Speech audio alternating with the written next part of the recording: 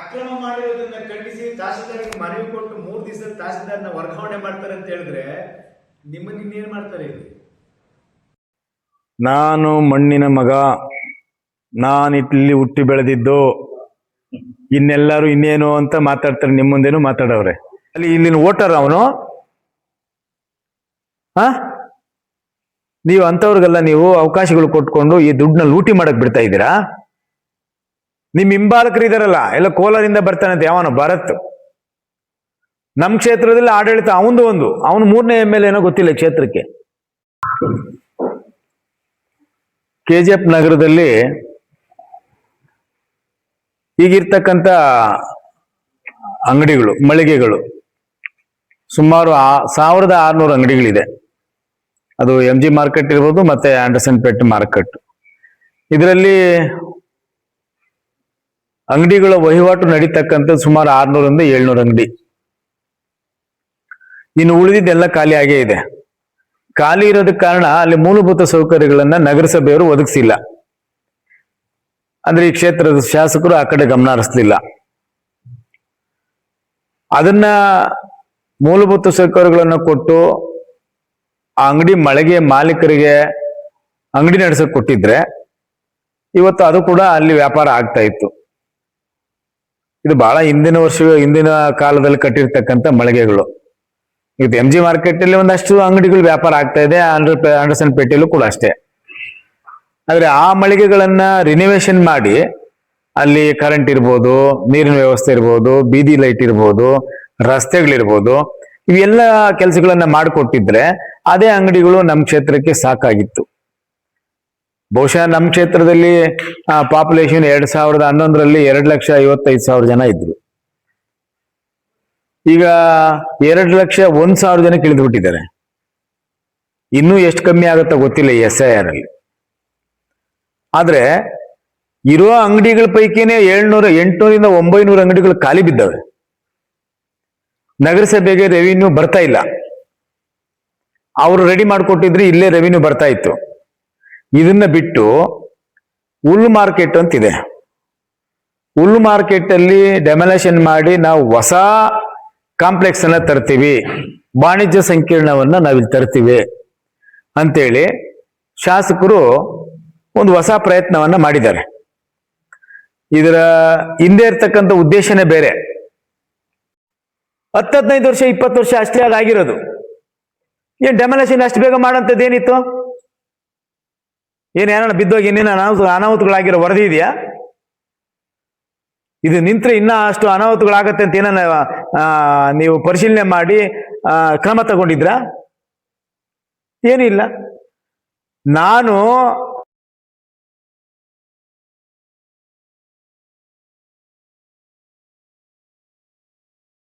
ಜೊತೆಯಲ್ಲಿ 10 ಬಾರಿ ಮೀಟಿಂಗ್ಗಳು ಮಾಡಿಸಿದೆ. ಯಾವತ್ತೂ ಕೂಡ ಅಂಗಡಿಗಳವ್ರ ಹತ್ರ 10 ರೂಪಾಯಿ ಕೊಡಿ ಅಂತ ಕೈ ನೀಟ್ಲಿಲ್ಲ. ಆದ್ರೆ ನೀವೆಷ್ಟೆಷ್ಟು ವಸೂಲಿ ಮಾಡಿದಿರಿ, ಯಾರ್ಯಾರ ಮೂಲಕ ಮಾಡಿದಿರಿ ಎಲ್ಲ ನಮ್ಗೆ ಗೊತ್ತು. ಅವ್ರು ಏನ್ ಮಾಡ್ತಾರೆ ಪಾಪ, ಈಚೆ ಬಂದು ಹೇಳಕ್ಕಾಗಲ್ಲ, ಭಯ. ಇನ್ನೆಲ್ಲ ಅಂಗಡಿಗಳು ಕಿತ್ಕೊಂಡ್ಬಿಡ್ತಾರೋ, ಇನ್ನೆಲ್ಲಿ ತೊಂದರೆ ಕೊಡ್ತಾರೋ ಅಂತ. ಅವ್ರು ಬೆಳಗಿಂದ ಸಾಯಂಕಾಲದವರೆಗೂ ವ್ಯಾಪಾರ ಮಾಡಿ ದುಡ್ಡಲ್ಲಿ ನೀವು ಅದನ್ನ ತಗೊಂಡಾಗ ನಿಮ್ಮ ಹೆಂಡತಿ ಮಕ್ಕಳು ದುಡ್ಡು ಹಾಕ್ತಿರಲ್ಲ ಅನ್ನಕ್ಕೆ. ಅವ್ರ ಶ್ರಮದ ದುಡ್ಡನ್ನ, ಅವ್ರು ದುಡ್ದಿಂದ ದುಡ್ಡನ್ನ ನಿಮ್ಮನೆಗೆ ತಗೊಂಡೋಗಿ ಹಾಕ್ತಿರಲ್ಲ, ನಿಮ್ಗೆ ಒಳ್ಳೇದಾಗತ್ತಾ? ಕೇಳ್ಬೇಕು ಮಾರ್ಕೆಟ್ ಅವರು. ಪ್ರತಿ ಮನೆಗೂ ನಿಮ್ಮ ಅಂಗಡಿಗೆ ಬರೋ ವ್ಯಾಪಾರ ಮಾಡಕ್ ಬರ್ತಾರಲ್ಲ ಅವ್ರಿಗೆಲ್ಲ ಹೇಳ್ಬೇಕು, ಇನ್ನೆಷ್ಟು ದೌರ್ಜನ್ಯಕ್ಕೆ ಒಳಪಡ್ತೀರಿ ನೀವು? ಬೇಕಾ ಇದು ಸರ್ವಾಧಿಕಾರ? ನಮ್ಮ ಕ್ಷೇತ್ರದಲ್ಲಿ ಬೇಕಾ ಈ ಎಲ್ಲ ಅಧಿಕಾರಗಳನ್ನ ದುರುಪಯೋಗ ಮಾಡಿಕೊಂಡು ಸರ್ಕಾರದ ಆಸ್ತಿ, ಸಾರ್ವಜನಿಕರ ದುಡ್ಡನ್ನ ಇರುತ್ತೆ ಲೂಟಿ ಮಾಡ್ತಾ ಇದ್ದಾರಲ್ಲ, ನೀವು ಇದಕ್ಕೆಲ್ಲ ಬೆಂಬಲ ಕೊಡ್ತೀರಾ? BJP ಅವರು ಸುಮ್ಮನೆ ಇದ್ದಾರೆ ಅಂತ ತಿಳ್ಕೊಂಡ್ಬಿಟ್ಟಿದ್ದೀರೇನು ನೀವು? ಕಾಲಾಯ ತಸ್ಮೈ ನಮಃ. ಕಾಲ ಬಂದಾಗ ಎಲ್ಲವೂ ಅದಕ್ಕೆ ಉತ್ತರ ಕೊಡುತ್ತೆ. ಯಾರು ಕೈ ಕಟ್ಕೊಂಡು ಕೂತ್ಕೊಳ್ಳೋಕ್ಕಾಗಲ್ಲ. ಈ ಕ್ಷೇತ್ರದಲ್ಲಿ ವಿದ್ಯಾವಂತರಿದ್ದಾರೆ, ಬುದ್ಧಿವಂತರಿದ್ದಾರೆ, ಎಲ್ಲರೂ ಇದ್ದಾರೆ.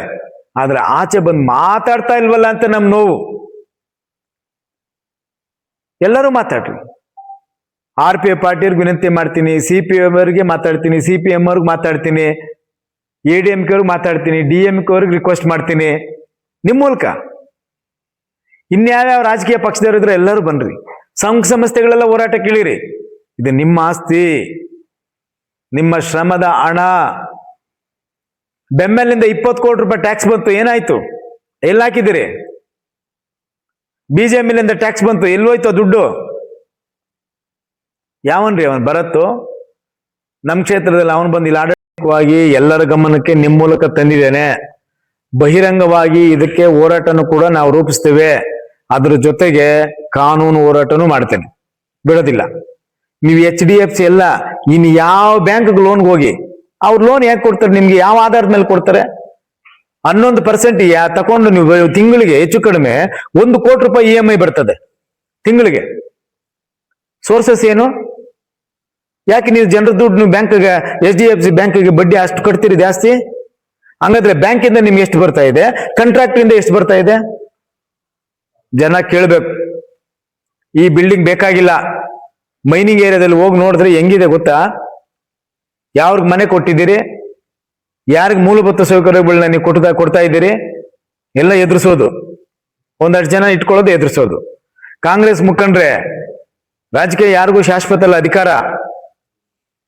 ನಿಮಗೂ ನಾನು ವಿನಂತಿ ಮಾಡ್ತೀನಿ, ಕಾಂಗ್ರೆಸ್ಸಿನ ಮುಖಂಡರುಗಳಿಗೆ, ನೀವೇ ತಾನೇ ರಾತ್ರಿ ಆಗಲು ದುಡಿದು ಗೆಲ್ಸಿದ್ದು ನಿಮ್ಮ ಶಾಸಕರನ್ನ. ನಿಮ್ ಶಾಸಕರು ಮಾಡೋದು ಸರಿನಾ? ಇದಕ್ಕೆಲ್ಲ ನಿಮ್ಮ ಸಪೋರ್ಟ್ ಇದೆಯಾ? ಈ ಅಕ್ರಮಗಳಿಗೆಲ್ಲ ಕಾಂಗ್ರೆಸ್ ಮುಖಂಡರು, ಕಾಂಗ್ರೆಸ್ ವೋಟ್ ಹಾಕ್ದವರೆಲ್ಲ ಸಪೋರ್ಟ್ ಮಾಡ್ತೀರಾ? ಕೇಳ್ರಿ, ನೀವ್ ಹೇಳ್ಬೇಕಲ್ಲ. ನಾನೇನೋ ಒಬ್ಬ ರಾಜಕೀಯ ಪಕ್ಷದಿಂದ ಬಂದಂತವನು ಆರೋಪ ಮಾಡ್ತೀನಿ ಅಂತ ನೀವು ಅಂದ್ಕೋಬಹುದು. ಈ ದಾಖಲೆಗಳ ಆರೋಪ ಮಾಡತ್ತಾ? ದಾಖಲೆಗಳು ಸುಳ್ಳು ಹೇಳತ್ತಾ? ಏನ್ ಮಾಡ್ತಾ ಇದ್ದೀರಿ? ಯಾರಿಗೋಸ್ಕರ ಹೇಳ್ರಿ? ಯಾರಿಗೋಸ್ಕರ? ಈ ದಾಖಲೆಗಳು ಸುಳ್ಳು ಹೇಳತ್ತಾ? KGF ನಗರಸಭೆ ಆಡಳಿತ ಅಧಿಕಾರಿಗಳು ಕೊಟ್ಟಿರಂತ ದಾಖಲೆ ಇದು. ಹುಲ್ ಮಾರ್ಕೆಟ್ ಅಲ್ಲಿ ಅವ್ರು ತಗೊಂಡಿರ್ತಕ್ಕಂಥ ಅಕ್ರಮದ ಕ್ರಮಗಳು. ಬಿಜೆಪಿಯವರು ಸುಮ್ಮನೆ ಕೂತ್ಕೋಬೇಕು ಇದೆಲ್ಲ ಕೇಳ್ತೀರಾ? ನೀವು ಯಾವ ಭಯದಲ್ಲಿದ್ದೀರೋ, ಯಾವ ಆತಂಕದಲ್ಲಿದ್ದೀರೋ, ಯಾರ ಅಧೀನದಲ್ಲಿದ್ದೀರೋ ನನಗೆ ಗೊತ್ತಾಗ್ತಾ ಇಲ್ಲ.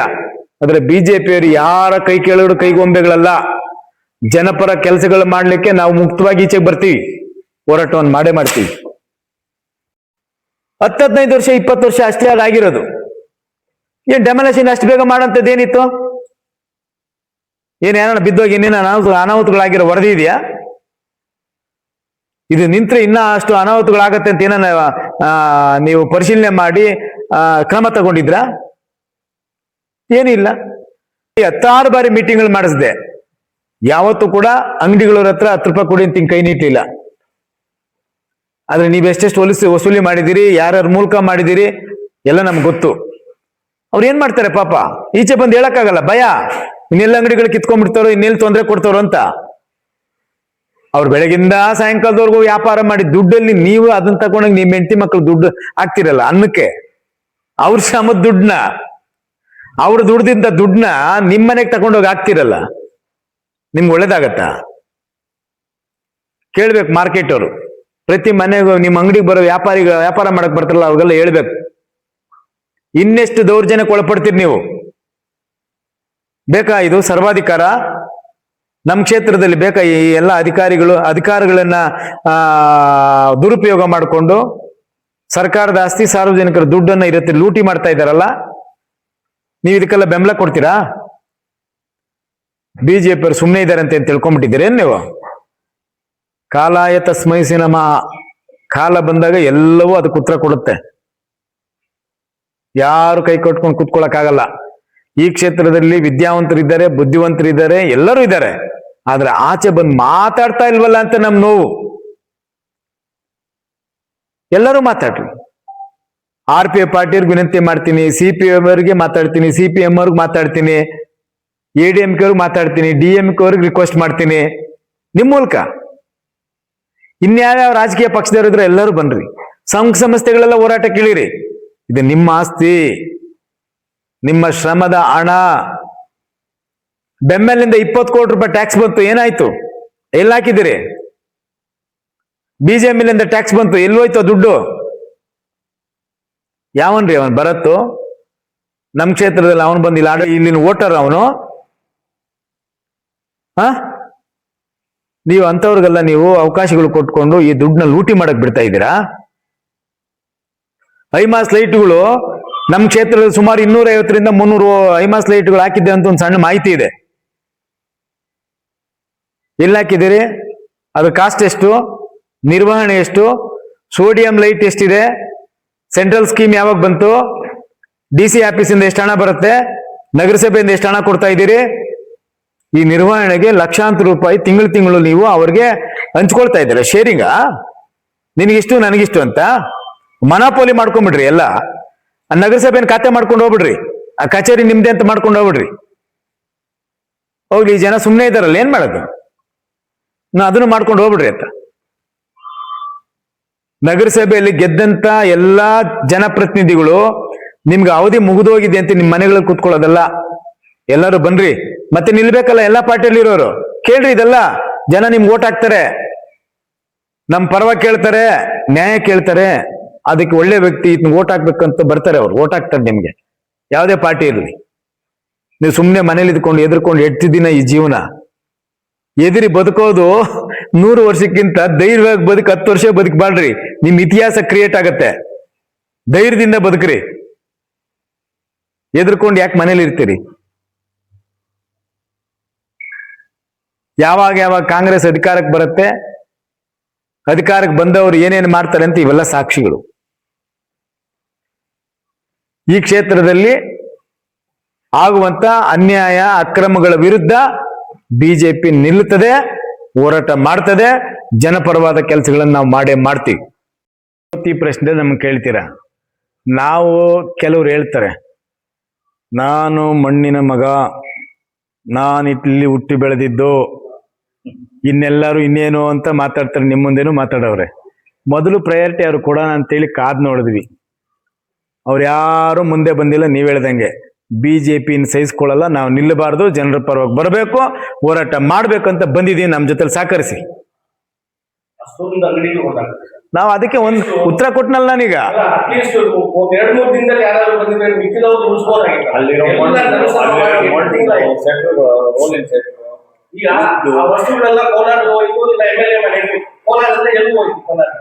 ಕೇಳ್ಬೇಕು ಜನ, ನಾವು ಕೇಳ್ತಾ ಇದ್ದೀವಿ ದಾಖಲೆ ಸಮೇತ. ಅವ್ರು ನಗರಸಭೆ ಕೊಟ್ಟವ್ರೆ ದಾಖಲೆ, ಅದನ್ನ ನಿಮ್ಗೆ ನಿಮ್ಮ ಮುಂದೆ ಇಟ್ಕೊಂಡು ಮಾತಾಡ್ತಾ ಇದ್ವಿ. ಬೇರೆ ಇದುವರೆಗೂ ನೀವು ಹೇಳ್ದಂಗೆ ಎಲ್ಲಾ ಪಾರ್ಟಿಯವ್ರು ಬಂದು ಮಾತಾಡ್ಬೇಕಾಗಿತ್ತು, ಎಲ್ಲಾ ಪಾರ್ಟಿಯವ್ರು ಕೇಳ್ಬೇಕಾಗಿತ್ತು, ಸಂಘ ಸಂಸ್ಥೆಯವ್ರು ಕೇಳ್ಬೇಕಾಗಿತ್ತು, ಜನಸಾಮಾನ್ಯರು ಕೇಳ್ಬೇಕಾಗಿತ್ತು. ಕೇಳಿಲ್ಲ. ನಾವು ಸುಮ್ಮನೆ ಕೂರಕ್ಕಾಗಲ್ಲ. ಈ ಪ್ರಶ್ನೆ ನಮ್ಗೆ ಕೇಳ್ತೀರಾ? ನಾವು ಕೆಲವ್ರು ಹೇಳ್ತಾರೆ, ನಾನು ಮಣ್ಣಿನ ಮಗ, ನಾನು ಇಲ್ಲಿ ಹುಟ್ಟಿ ಬೆಳೆದಿದ್ದು, ಇನ್ನೆಲ್ಲರೂ ಇನ್ನೇನು ಅಂತ ಮಾತಾಡ್ತಾರೆ. ನಿಮ್ಮ ಮುಂದೇನು ಮಾತಾಡವ್ರೆ. ಮೊದಲು ಪ್ರಯಾರಿಟಿ ಅವ್ರು ಕೊಡೋಣ ಅಂತೇಳಿ ಕಾದ್ ನೋಡಿದ್ವಿ. ಅವ್ರು ಯಾರು ಮುಂದೆ ಬಂದಿಲ್ಲ. ನೀವ್ ಹೇಳ್ದಂಗೆ ಬಿಜೆಪಿನ ಸಹಿಸ್ಕೊಳ್ಳಲ್ಲ, ನಾವು ನಿಲ್ಲಬಾರ್ದು, ಜನರ ಪರವಾಗಿ ಬರಬೇಕು, ಹೋರಾಟ ಮಾಡ್ಬೇಕಂತ ಬಂದಿದ್ದೀವಿ. ನಮ್ಮ ಜೊತೆ ಸಹಕರಿಸಿ. ನಾವು ಅದಕ್ಕೆ ಒಂದು ಉತ್ತರ ಕೊಟ್ಟನಲ್ಲ ನಾನೀಗ.